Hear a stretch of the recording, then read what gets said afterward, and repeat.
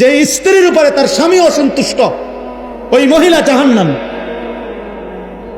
তো তুমি তারে বলো, তো নামাজ পড়বি না বেটি, পর্দা করবি না বিবি, তুই আমার হুমকি দাও, ঠিক আছে, তুই আমার জেল খাটাইবা, তুই আমার নারী নির্যাতন মামলা দিবা, ঠিক আছে যাও, কিছুই করতে পারলাম না তোমারে, তো এদ্দুর মনে রাখো আমার কলিজারা তো আটকে থাকত না।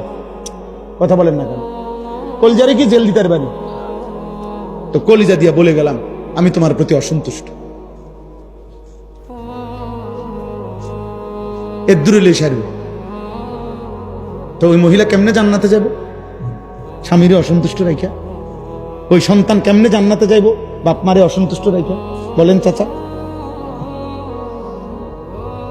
আল্লাহ আপনাদের সময়কে বেশি শক্ত কথা বলে ফেলছি নাকি তা ভাই?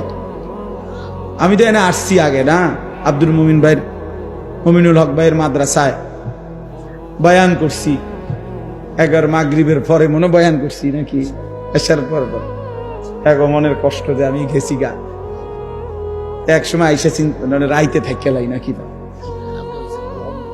হ্যাঁ, আলহামদুলিল্লাহ, আল্লাহ তাআলা সবাইকে ভালো রাখেন, দিন মান। প্রিয় যুবক ছেলেরা, নওজোয়ান বন্ধু, নষ্ট হইও না।